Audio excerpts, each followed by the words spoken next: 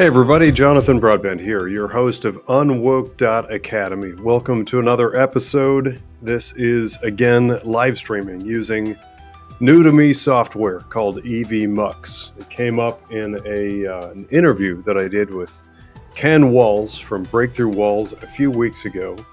He was kind enough to come on and join me as a guest after having had me on his program about 6-7 months ago. So if you follow Ken Walls, I am actually a guest on his show several months ago. But anyway, during the course of our conversation, I was using different software. He mentioned this software, EVMux, that I'm using.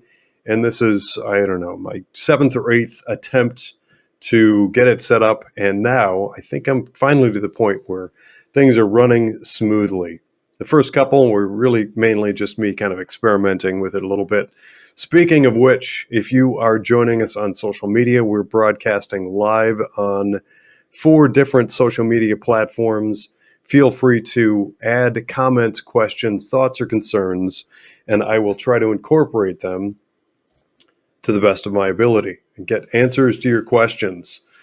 They, according to everything that I understand, they should show up here, and I will drop those in so you too can be famous on this podcast with your thoughts, comments, questions, or concerns. UnWoke Academy, we're toying with a couple of taglines to try and quickly and succinctly capture the imagination and attention of our audience. So I've been calling UnWoke Academy where freedom economy meets follow the money. And that really holds true. We're the follow the money people. And we are also indirectly, or now eventually, and directly, the parent or the originators, I should say, of the financial PMA. So what I mean by that is we started doing research into the woke influence on Wall Street many years ago and finding the woke influence, the far left, inappropriate, and really candidly very non-defined ESG, which stands for Environmental, Social, and Governance, DEI, which is Diversity, Equity, and Inclusion, which is really just a rebranding of critical race theory, and the undue, inappropriate influence of corporate equity index. We ended up putting that research to work and formed what I still believe to be the first and perhaps only financial private membership association in the US. That's financialpma.com. It's a separate website. Go check it out. If it's a fit for you, we hope to see you in the club. We've got some great members with all kinds of great feedback and encouragement for each other. And we are also the site of Doge Your Plan, which reminds me to drop the hint. If you didn't watch last week's 3 episodes, we did 3 episodes in a row, part 1, part 2, and then part 3 on 401k plans and how they work. And yes, of course, that includes lots of cousins and comparable types of plans like 403b, 457 plans, and things like them. It doesn't hurt to know some of the technical details that go into how those types of plans operate. And actually, a lot of the breadcrumbs that I put out are the types of things that you can take virtually anywhere to advocate for yourself. Get yourself the best plan possible. For a lot of Americans, that's the lion's share of where their money is. It ends up being in things like 401k plans. Make it the best you can. And if you can strip out fees and get rid of conflicts of interest, you're better off. That's why I did 3 episodes on it. So go back and watch those. But here is what I wanted to touch on today in our discussion today. If you remember back in early COVID, when the COVID fear hit and everyone went into panic mode, there were some people out there, and yes, some doctors and clinicians and medical staff, nurses, you name it. There were people within healthcare who were kind of tapping the brakes and started to say to the public, wait, hold on a minute here. There appear to be some alternatives, and why should everybody fall into the same protocols? You have to air quote that. And that's what happened.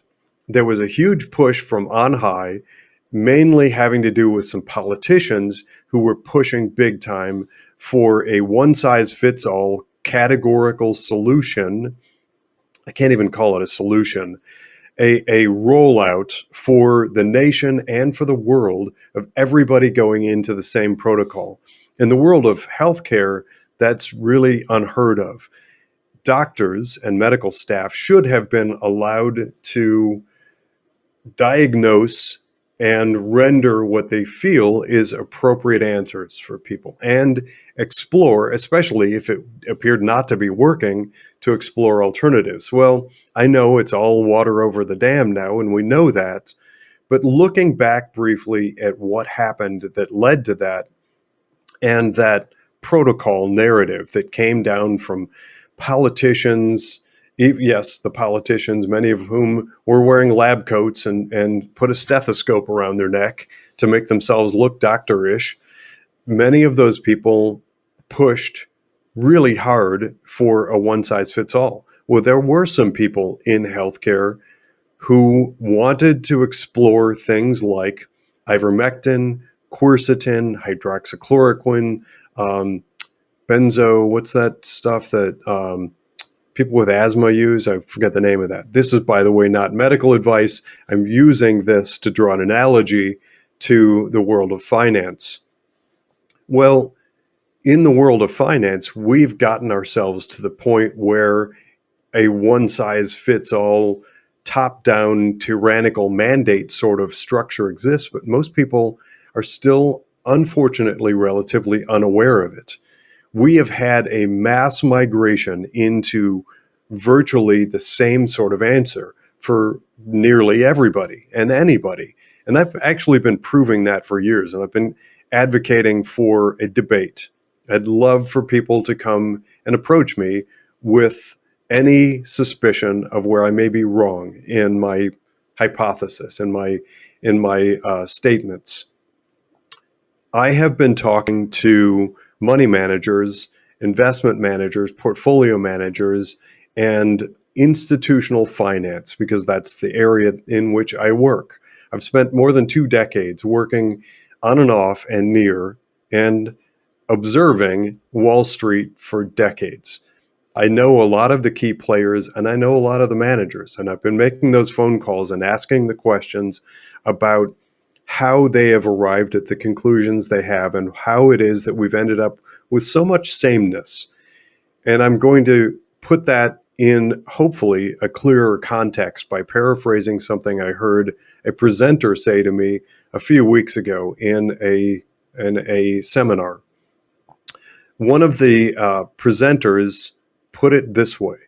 He said, if we believe, and just he used Apple stock as a representative example. He said something along the lines of, if we believe in the current valuation of Apple stock, then we believe that most of the world is going to soon live in Apple homes, drive Apple cars, stream Apple TV services, and wear and use Apple electronic devices.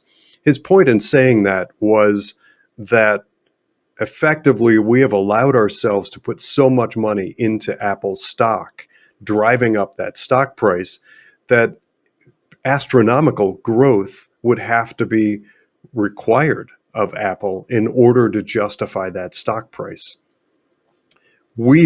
That's not a remote thing. That's not a distant thing. That's not an affect somebody else thing. That's we the people. That's our money. That's the roughly $35.7 trillion in U.S. retirement assets and many, of course, global markets pumping money into Apple stock. That's what led up to it. And in my book, it creates a bubble. I call it the globalist bubble. If you didn't watch that episode, go back and watch it. It's designed to be revealing. It is the culmination of years of my research, the globalist bubble. And to my way of thinking, there is a nearly identical methodology and thought process that led to that sort of that homogenous approach, that protocol that was rolled out in healthcare, mandating that everybody from hospital administration on down to the nurse who met with you should never ask questions and do the same thing to everybody. The same thing in my book is absolutely happening in the world of finance. We have these mega managers, these globalist banks that have really effectively usurped and taken over intelligence, reason, common sense, and rationality, and replaced it with these woke protocols. The woke protocols are the veneer of do-goodery, this virtue signaling of DEI, ESG, CRT stuff. By the way, if you are the type of person, if you're listening to this, you're probably not far left. But if you are, and you're one of those people that like to chase around after me on social media and troll me, then great, you're welcome. Because here's what I'm going to tell you. You're being lied to also. You're being told all kinds of fabricated mistruths. Like, for instance, the research that I've done into sustainable funds. I have to air quote that again, sustainable funds. It's greenwashing. It is managers. I have not found an example yet that if I, and believe it or not, I can actually do this. I can think in terms of climate fear and, oh my gosh, CO2 is going to destroy Earth unless we put it all into pipelines and whatever. I don't believe in that, but I can put myself in the shoes of somebody who does and imagine the types of investments that would have to be made in order to see that through to fruition. And I'm not seeing any examples of that in the actual portfolios. So it's a veneer.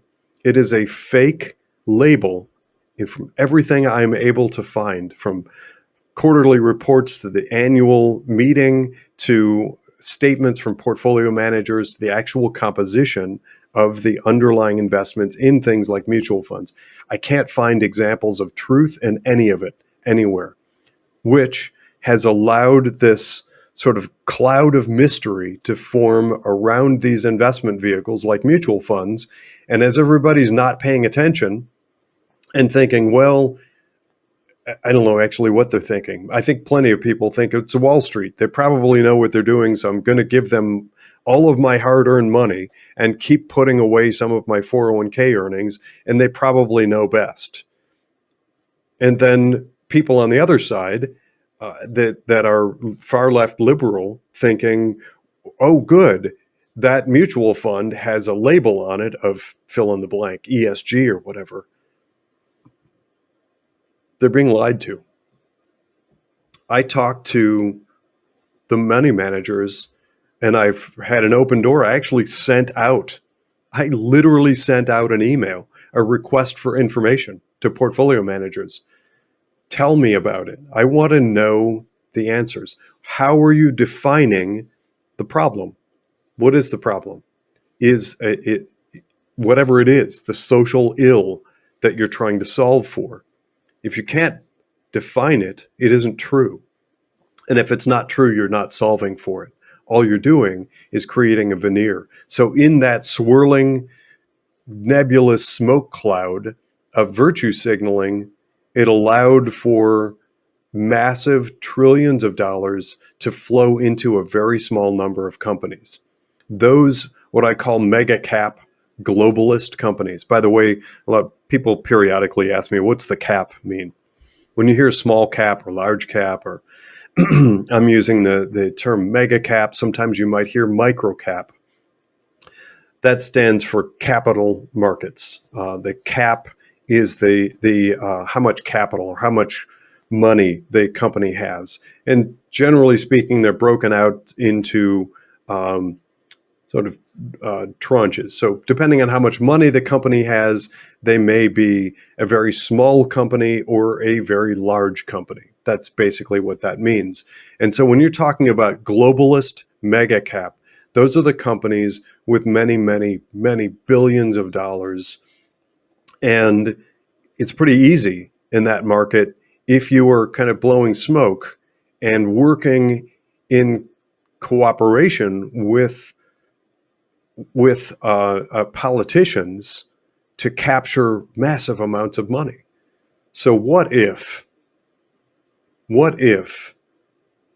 you work for the largest money manager in the world, or one of the three largest in the world, managing trillions of dollars, and you find a way to make it financially beneficial to politicians to create an environment where you get even more of the money? That, I believe, is what's happened. That's the environment we're in. And so for that reason, I draw that parallel. Well, we're finding out, and I think we're coming to terms with the financial incentives that led to our healthcare system really, in my book, kind of blowing itself up. They destroyed their credibility by allowing this one-size-fits-all mandate to go into hospitals and get jabbed into the arms of many hundreds of millions of people. I read a disarming, alarming statistic recently about the number of children who are now, I think, 7 times jabbed in the United States. It's horrifying, and it just turns my stomach to think about. And the pharmaceutical companies are just raking in profit from that. Yes, the two are related in that realm. The profit is the motivator. But similar to the way that hospitals were manipulated by, I'm going to call it fake research because I read the Lancet report and I'm aware of what led into that. And I do believe that there's legitimacy, I do believe, to the concerns around the main Lancet report that was used early on in COVID. I'll just leave it there because you can do some of your own research. In the world of finance, I have been involved for decades in the companies that actually do the due diligence, that do the research, that create the analytics and look into investments. Those are manipulated. I'm making the argument, and I have been for years, it's the reason behind UnWoke.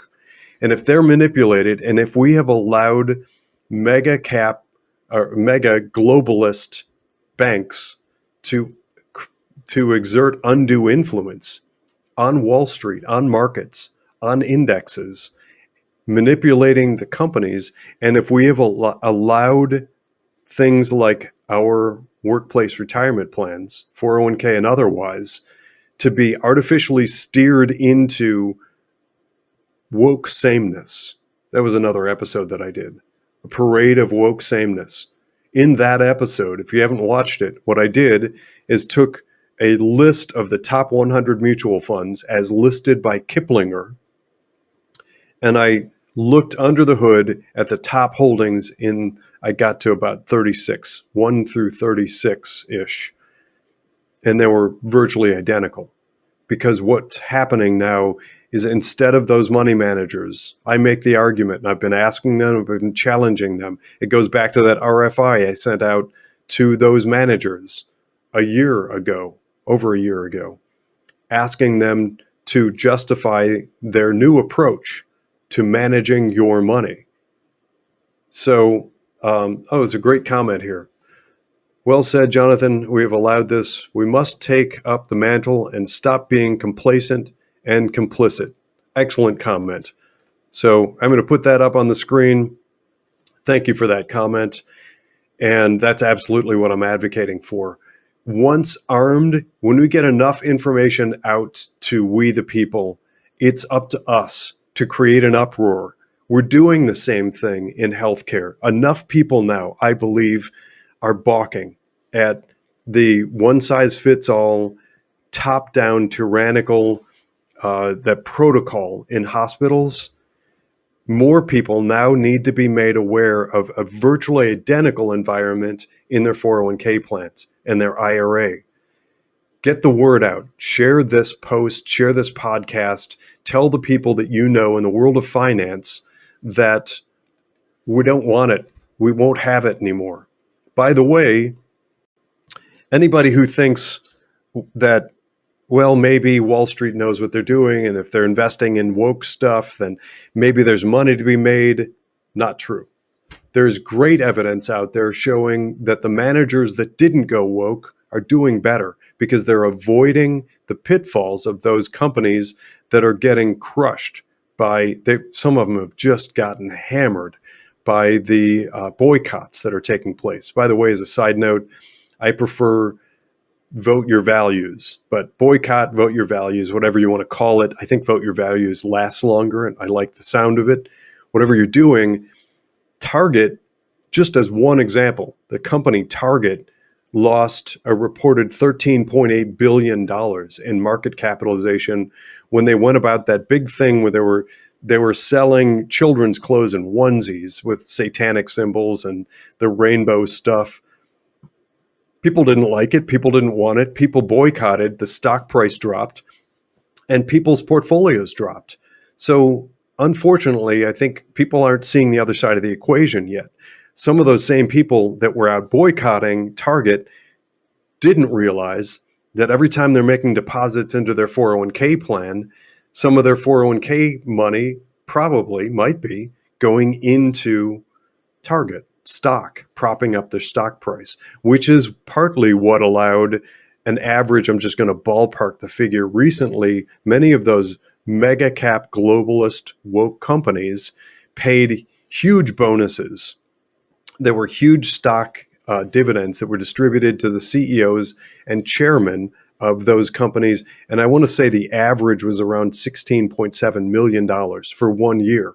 So can you imagine being a person running one of those woke companies, doing actual harm to damage the company, having to fire people and close locations, but you get a 16.7 whatever $1 million bonus that year?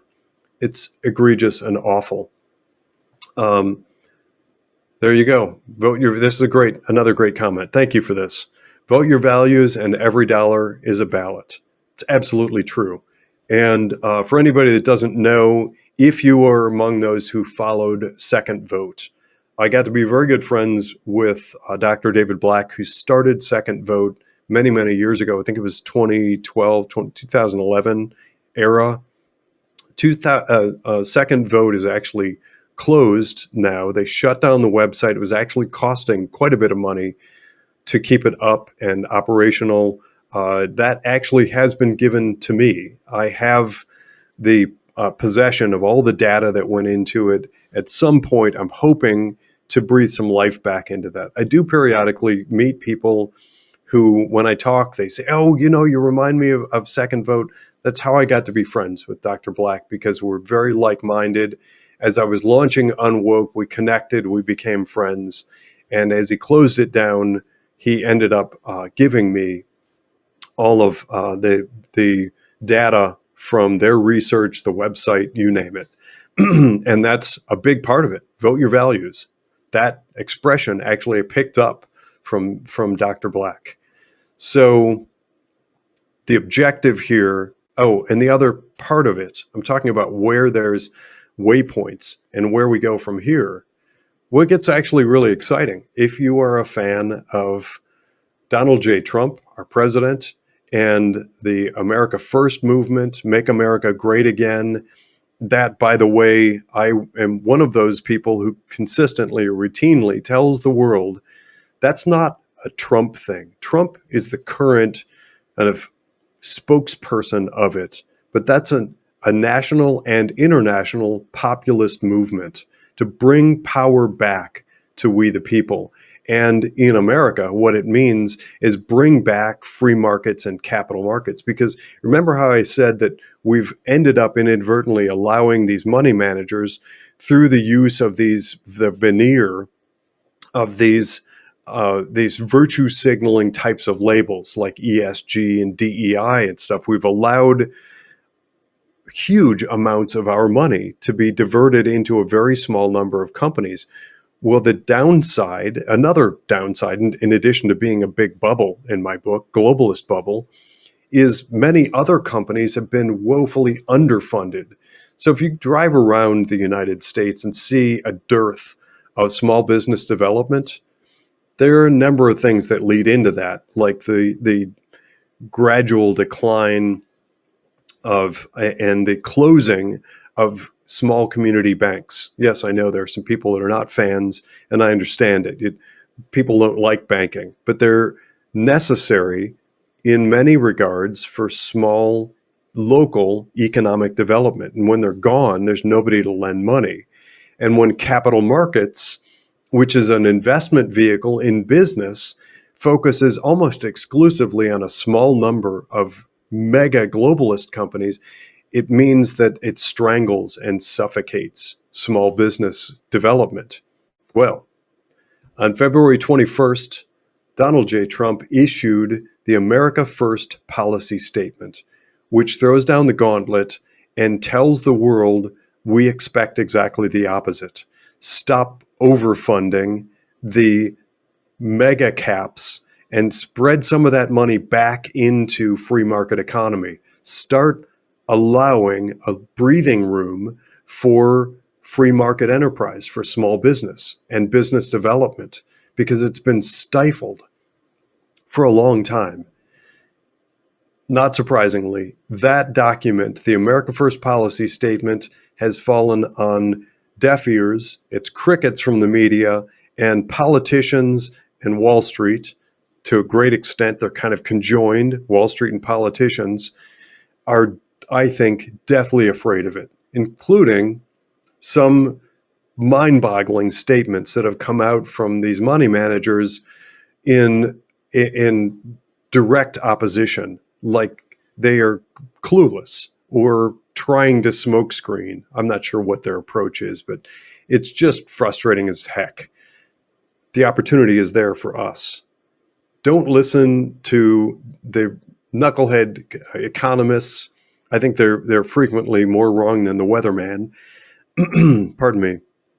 And don't listen to the media trying to tell you everything's bad and doom and gloom.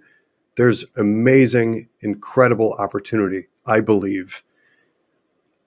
I'm going to go in a little bit of a different direction for a moment and give you a word of caution. There are people out there that have made a name for themselves on social media. They become influencers and they sell some whatever alternative, some precious metal, something or other. If somebody's telling you that we've got problems with the dollar and the stock market has a volatility, whatever, don't even get me started with how manipulated and falsified many of our indexes are. If somebody says, just move all your money over here, here's the answer, be very cautious, be very leery. Those, in my experience and the research that I've done, many of them they're sales driven because they can make money off of that. I don't have any problem with people making money, and it is disclosed, but I know for a fact there isn't any one size fits all. Everybody move your money over to this thing instead of this other thing. Economies are more complex than that by necessity. The answer ultimately is a lot of things. And yes, there is some complexity to it, and I understand some people don't want to hear that, but you have to. You've got to follow me on this, because if we do what Donald Trump is encouraging in the investment policy statement, we can instruct our financial institutions, our advisors and stockbrokers, those financial planners, to redirect that money out of those 30 companies that, in my book, they're poised to drop.